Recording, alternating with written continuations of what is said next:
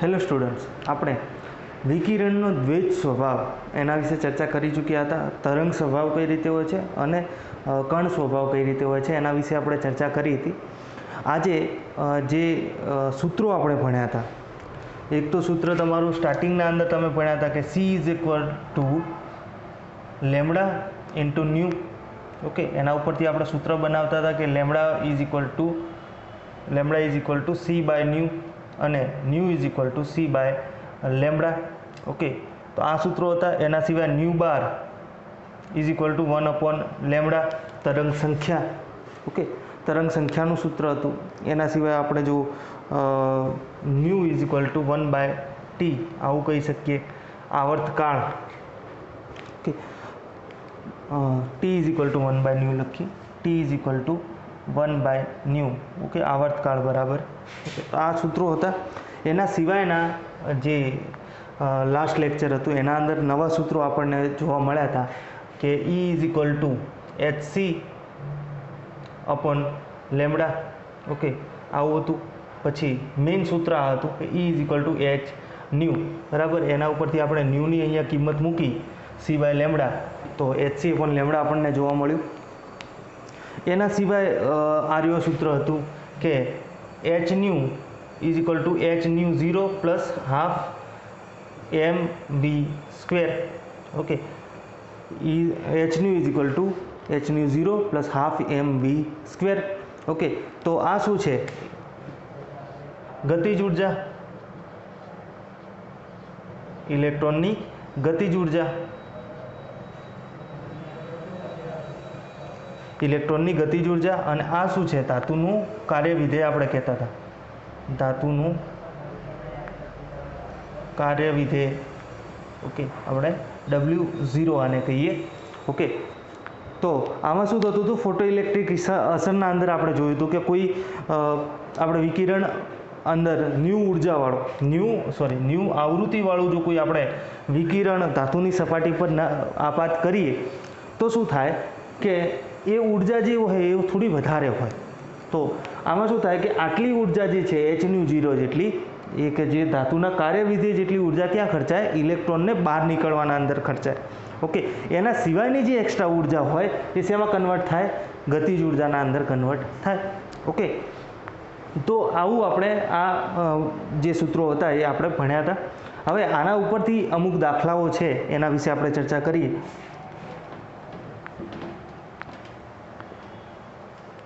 તો સૌ પ્રથમ છે કોયડો 2.6. કોયડો 2.6.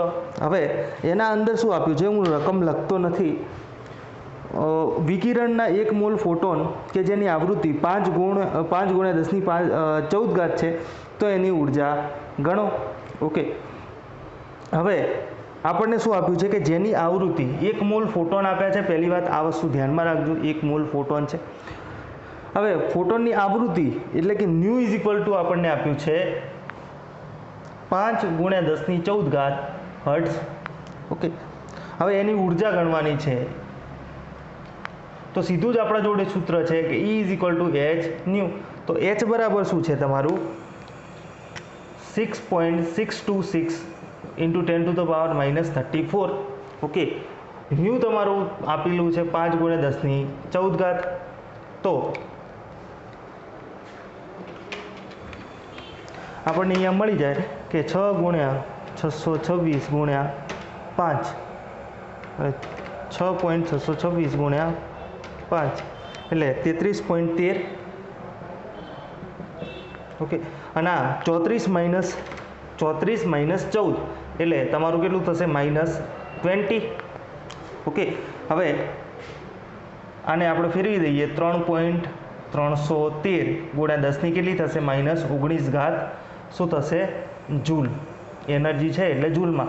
જો એ ના ખબર પડે તો આ શું છે? જૂલ ઇન્ટુ સેકન્ડમાં એકમ આવે આનો. જૂલ ઇન્ટુ સેકન્ડમાં આવે અને આ શેમાં આવે? સેકન્ડ ઇન્વર્સમાં. તો સેકન્ડ ને સેકન્ડ ઇન્વર્સ ગયા તો છેલ્લે આપણા જોડે એકમ શું બચે? જૂલ. ઓકે, તો આપણને અહીંયા ઉર્જા મળી. ઓકે, આવી ગયો જવાબ? ના. ઓકે, આપણને શું કીધું છે? ધ્યાનથી યાદ કરો. 1 મોલ ફોટોન કીધી છે. 1 મોલ ફોટોન કીધા છે। આ જે ઉર્જા આવી એ કોની આવી? 1 ફોટોનની, સિંગલ ફોટોનની ઉર્જા છે આ। ઓકે, આપણે હજી 1 મોલ ફોટોનની ઉર્જા શોધવાની છે।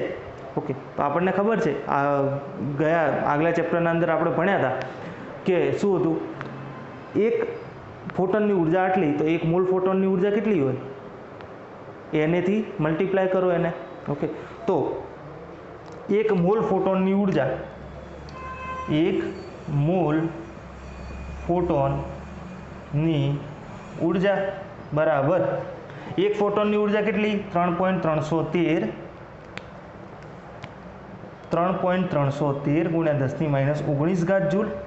ઓકે, હવે ગુણ્યા 1 મોલ ફોટોન એટલે 6.022 ગુણ્યા 10⁻23 ફોટોન। ઓકે, 1 મોલ ફોટોનના અંદર કેટલા ફોટોન હોય? 6.022 ગુણ્યા 10⁻23 ફોટોન હોય। ઓકે, આપણે મોલ ભણ્યા હતા એ વખતે આપણે શીખ્યા હતા કે મોલ ગમે તે વસ્તુ હોઈ શકે અને મોલના પાછળ આપણે સ્પેસિફાય કરવું પડે કે એ શેના મોલ છે। આપણે કીધું હતું કે મોલ ઇલેક્ટ્રોન હોઈ શકે, મોલ પ્રોટોન હોઈ શકે, 1 mall electron, 1 mall proton, 1 mall પરમાણુ હોઈ શકે, 1 મોલ અણુ હોઈ શકે, એ રીતે 1 મોલ ફોટોન પણ હોઈ શકે।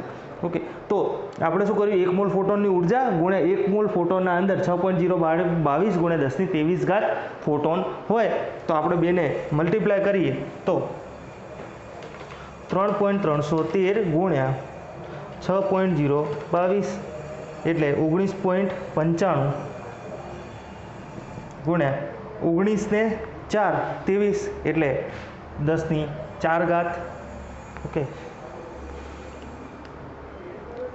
પ્લસમાં આવશે 10⁻4, તો 1.995 ગુણ્યા 10⁻5। ઓકે, એકમ શું આવશે? જો એકમ આનો જૂલ છે, આનો શું આવે?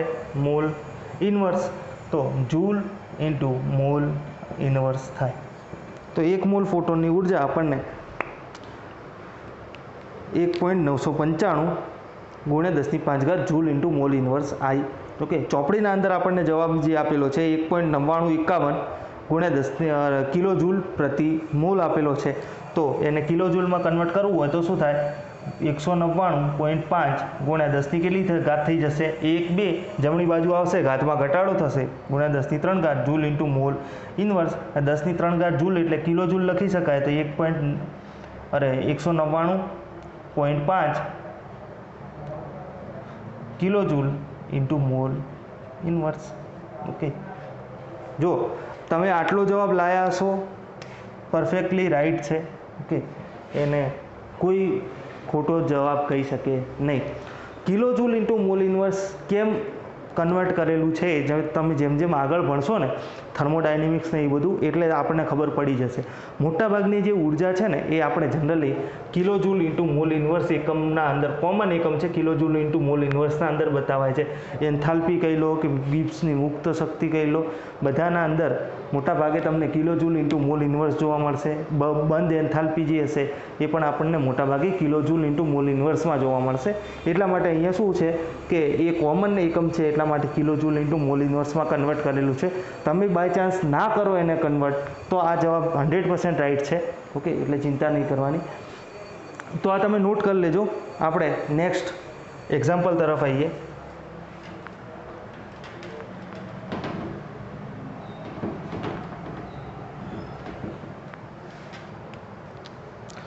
તો કોયડો 2.7, તો કોયડો 2.7માં શું છે કે 100 વોટનો એક ગોળો 400 નેનોમીટર તરંગ લંબાઈના એક વર્ણની પ્રકાશનું ઉત્સર્જન કરે છે। તો ગોળા વડે પ્રતિ સેકન્ડ ઉત્સર્જિત થતા ફોટોનની સંખ્યા ગણો। ગોળા વડે પ્રતિ સેકન્ડ ઉત્સર્જિત થતા ફોટોનની સંખ્યા ગણો।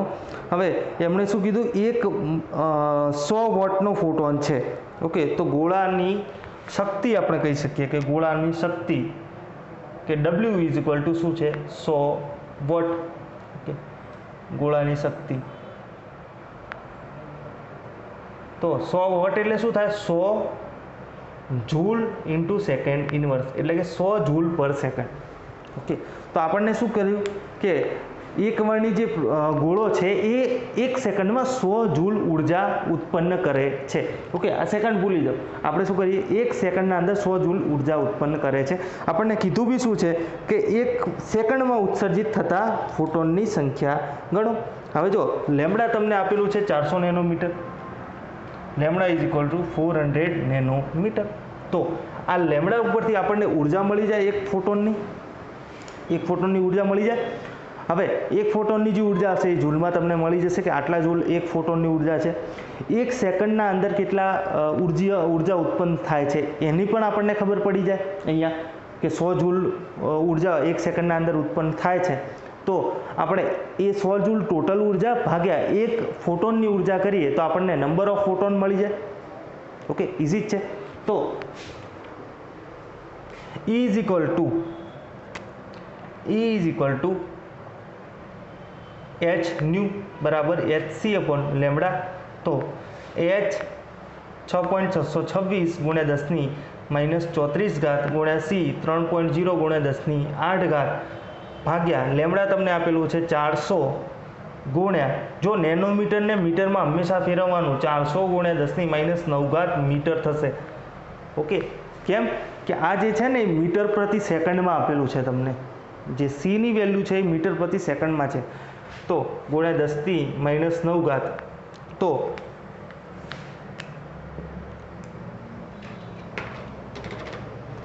6.626 ગુણ્યા 3 ભાગ્યા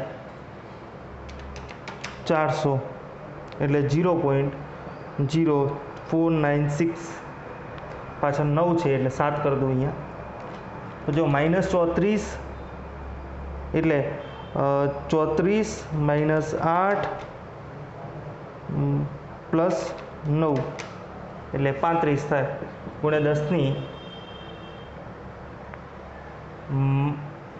એક -34 છે પ્લસ 8 અને આ ઉપરથી પ્લસમાં આવશે એટલે +9 એટલે -17 થશે. ઓકે, હવે 4.97 1 2 સ્ટેપ અહીંયા તમે શું કર્યું, જમણી બાજુ લાયા, ઘાતમાં ઘટાડો થશે તો કેટલું થાય, -19 શેમાં આવશે, જૂલમાં. તો આ શું મળ્યું, એક ફોટોનની ઉર્જા મળી તમને, એક ફોટોનની ઉર્જા. ઓકે, એક ફોટોનની ઉર્જા તમને મળી ગઈ. તો જો એક ફોટોનની ઉર્જા આટલી, ટોટલ ઉર્જા તમને 100 જૂલ આપેલી છે. તો 1 સેકન્ડમાં ઉત્સર્જિત થતા ફોટોનની સંખ્યા બરાબર ટોટલ કેટલી, 100 જૂલ ભાગ્યા એક ફોટોનની 4.97 × 10⁻−19. તો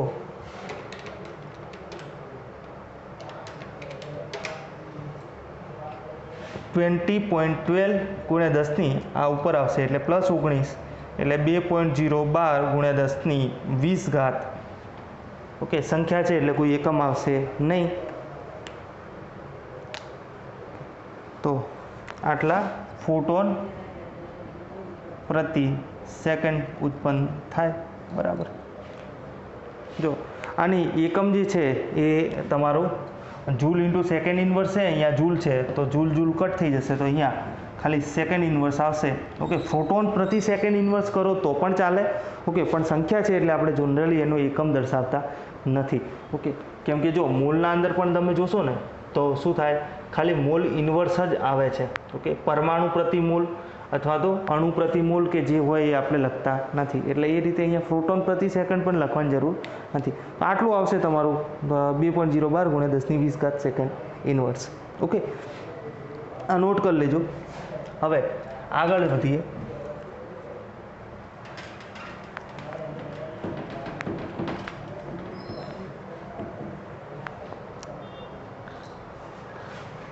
જ્યારે વિદ્યુત ચુંબકીય વિકિરણ 300 નેનોમીટર તરંગ લંબાઈ ધરાવતા સોડિયમની સપાટી પર પડે છે. ઓકે, જ્યારે વિદ્યુત ચુંબકીય વિકિરણની 300 નેનોમીટર તરંગ લંબાઈ ધરાવતું વિકિરણ સોડિયમની સપાટી પર પડે છે ત્યારે 1.68 ગુણ્યા 10⁵ જૂલ પ્રતિ મોલ ગતિજ ઉર્જા ધરાવતા ઇલેક્ટ્રોન ઉત્સર્જિત થાય છે। સોડિયમમાંથી એક ઇલેક્ટ્રોન દૂર કરવા માટે ઓછામાં ઓછી કેટલી ઉર્જાની જરૂર પડશે? ફોટોન ઉત્સર્જિત થવા માટે વધુમાં વધુ તરંગ લંબાઈની ફોટો ઇલેક્ટ્રોનને ઉત્સર્જિત થવા માટે કેટલી વધુમાં વધુ તરંગ લંબાઈની જરૂર પડે? ઓકે, તો ઓછામાં ઓછી કેટલી ઉર્જાની જરૂર પડશે એ આપણે ચેક કરવાનું છે, અને વધુમાં વધુ કેટલી તરંગ લંબાઈ, બંને વસ્તુ એક જ છે, એના ઉપરથી મળી જશે। તો આપણને શું આપ્યું છે કે lambda is equal two 300 nanometre. આ કયો છે? કોયડો 2.8।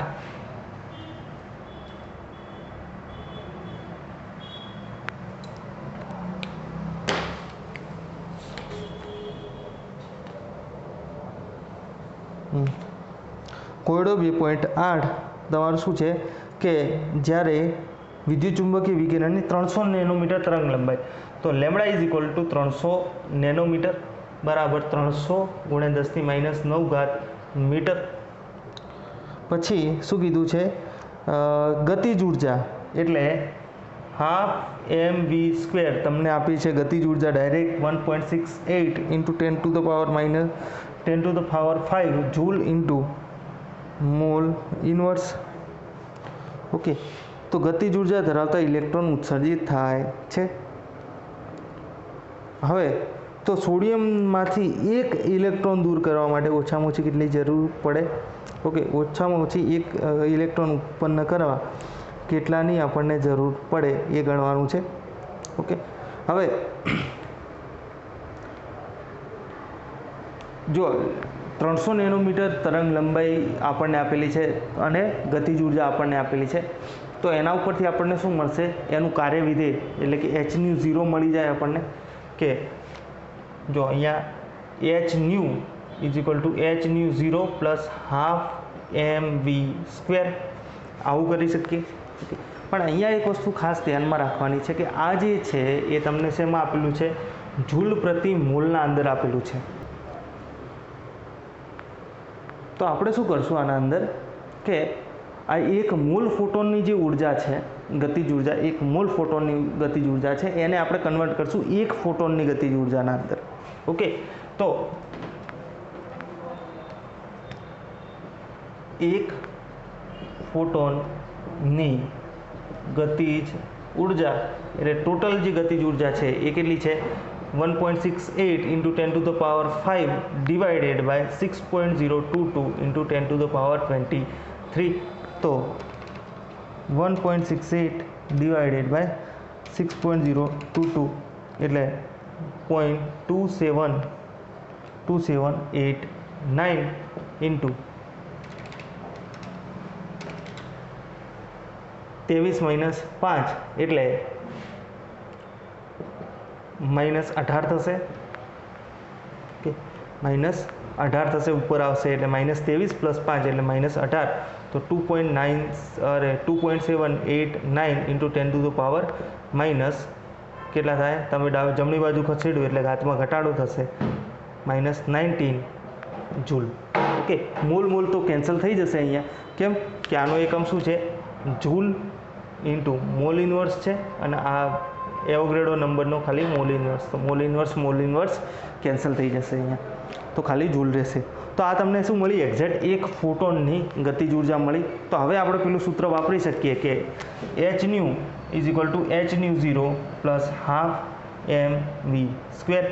તો આ ટોટલ આપણને આપી છે, લેમ્બડા આપેલું છે એટલે આપણે ન્યૂને લેમ્બડાના અંદર કન્વર્ટ કરી દઈએ તો hc પણ લેમ્બડા થઈ જશે। hν0 આપણે કાર્યવિધેય શોધવાનું છે, એની જગ્યાએ આપણે w0 કરી દઈએ। ઓકે, આપણે સીધો w0 ના અંદર એને કન્વર્ટ કરી દઈએ, કાર્યવિધેય આપણે શોધવાનું જ છે, વત્તા હાફ mv²। તો h એટલે પહેલાં એક કામ કરીએ, આપણે એને આ બાજુ લઈ દઈએ w0 ને, અથવા તો આને અહીંયા લઈ જઈએ, તો w0 ઇઝ ઇક્વલ ટુ શું થશે? hc પણ લેમ્બડા માઇનસ હાફ mv² થાય। તો hc પણ લેમ્બડા એટલે 6.626 ગુણ્યા 10⁻⁻34, 3.0 ગુણ્યા 10⁸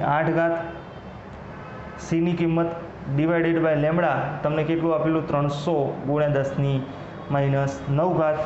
માઇનસ હાફ mv સ્ક્વેરની સીધી કિંમત છે આપણા જોડે એક ફોટોનની 2.87 અરે 2.789 ગુણ્યા 10⁻⁹ ઓકે હવે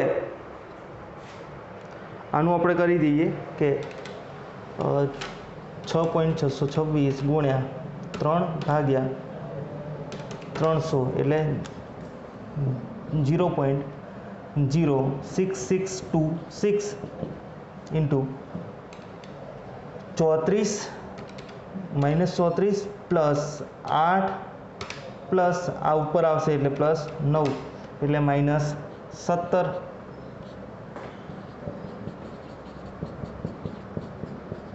હવે જો આપણને ખબર છે કે બંનેનું જ્યારે બાદબાકી કરવી છે તો શું કરવું પડશે? આ ઘાતો સરખી કરવી પડશે.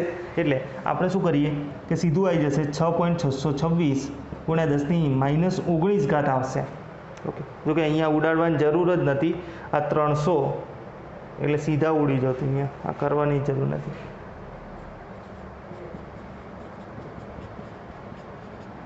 ઓકે, તો -19 કોમન નીકળશે તો 6.626 ગુણ -2.789 એટલે 3.837 ગુણ્યા 10⁻⁹. ઓકે, જૂલમાં આવશે. શું આવ્યું આ તમારું? H0. ઓકે, H0 તમને મળ્યું. હવે જો શું કીધું હતું? ઓછામાં ઓછી કેટલી ઉર્જાની જરૂર પડશે? તો એનો જવાબ આવી ગયો ઓછામાં ઓછી 3. ઓછામાં ઓછી એક ફોટોન ઉત્સર્જિત કરવા માટે, એક ફોટોન દૂર કરવા માટે ઓછામાં ઓછી 3.84 ગુણ્યા 10⁻⁹ જૂલની જરૂર પડે. ઓકે, હવે આપણે શું કીધું છે કે વધુમાં વધુ કેટલી તરંગ લંબાઈની જરૂર પડશે? તો જો આપણે સીધી તરંગ લંબાઈ શોધી લેવાની કે H0 છે, બરાબર. તો આ H0 છે ઇઝ ઇક્વલ ટુ 3.837 ગુણ્યા 10⁻⁹, બરાબર. અને આને આપણે શેમાં કન્વર્ટ કરી દઈએ કે C/લેમડા. ઓકે, તો બધાની કિંમત મૂકી દો, લેમડા મળી જાય. તો લેમડા બરાબર શું થાય તમારું? H 6.626 ગુણ્યા 10⁻⁴ ગુણ્યા 3.0 ગુણ્યા 10⁸ ડિવાઇડેડ બાય 3.837 ગુણ્યા 10⁻⁹. તો લેમડા જે છે એ તમારું 6.626 ગુણ્યા 3 ડિવાઇડેડ બાય 3.837 તો 5.184 ઇન્ટુ આ જો -34 પ્લસ 8 અને પ્લસ 19 એટલે -7 આવશે. અને શેમાં એકમ આવશે એનો? મીટરમાં. તો lambda is equal to 5.184 into 10⁻⁻7 metre. Okay, હવે આના અંદર નેનોમીટરના અંદર કન્વર્ટ કરેલું હોય તો જો 517 નેનોમીટર આપેલું છે. તો જો આના અંદર 518.4 કરું તો કેટલા થાય? ઘાત -9 થાય. ઓકે, તો -9 મીટર એટલે નેનોમીટર. તો 518.4 નેનોમીટર. ઓકે, સાચો જ છે જવાબ. ચોપડીના અંદર શું કરેલું છે કે પહેલાં એક મોલ ઇલેક્ટ્રોન નીકાળવા માટેની ઉર્જા ગણેલી છે. ઓકે, એ રીતે પણ તમે કરી શકો કે એક ફોટોનની જે ઉર્જા છે એ ગણી, એના પછી એના ઉપરથી એક મોલ ફોટોનની ઉર્જા ગણી, એક મોલ ફોટોનની ઉર્જા પછી એને એક મોલ ઇલેક્ટ્રોન દૂર કરવા માટે જે ઉર્જા આપતી હતી એ ઉર્જા ગણી, એના પછી એ એક મોલ ફોટોનની ઇલેક્ટ્રોનની નીકાળવા માટે ઓછામાં ઓછી જે ઉર્જા જોઈએ એના ઉપરથી એમણે શું કર્યું કે એક ઇલેક્ટ્રોનની ઉર્જા ગણી અને એના પછી જવાબ લાવ્યા. તમે આ રીતે તમને અનુકૂળ આવે તો આ રીતે પણ ગણી શકો અને એ રીતે અનુકૂળ આવે તો એ રીતે પણ ગણી શકો છો. ઓકે, તો નેક્સ્ટ કોયડા તરફ જઈએ આપણે.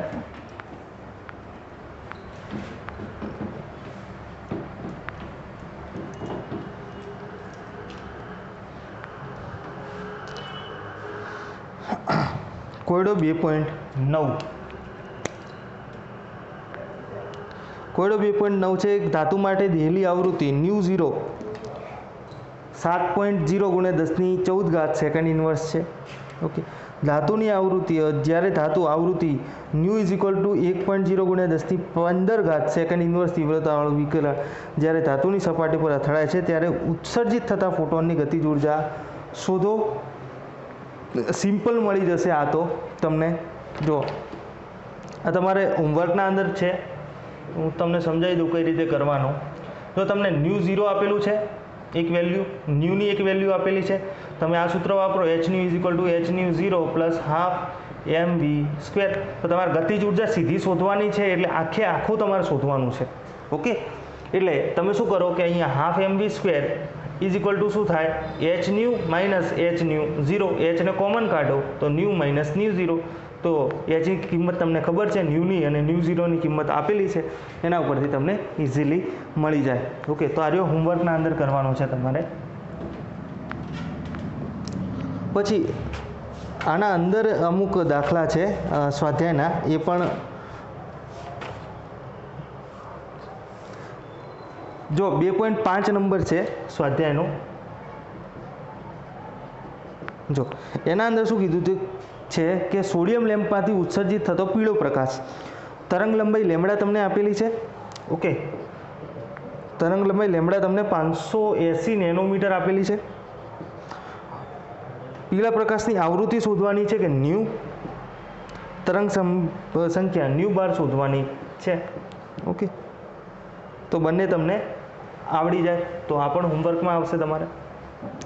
પછી 2.6 ના અંદર શું આપેલું છે કે 2.6 ના અંદર તમને એક કેસના અંદર, પહેલા કેસમાં શું આપેલું છે કે 3 જો ન્યૂ આપેલું છે બરાબર, એનાથી અનુરૂપ પ્રકાશ આપે છે, ફોટોનની ઉર્જા ગણો તો E = hν ઉપરથી તમને મળી જાય. બીજા કેસના અંદર શું આપેલું છે કે તરંગ લંબાઈ આપેલી છે. ઓકે, તરંગ લંબાઈ લેમડા = 0.50 એમસ્ટ્રોંગ આપેલી છે. તો પહેલાં આને કન્વર્ટ કરી દો 0.50 × 10⁻10 મીટરમાં. ઓકે, હવે આની કન્વર્ટ કરવા માટે શું થાય, E = hc/λ વાપરી દેવાનું. ઓકે, સીધું મળી જાય. તો આ પણ તમારો હોમવર્કમાં 2.5 2.6.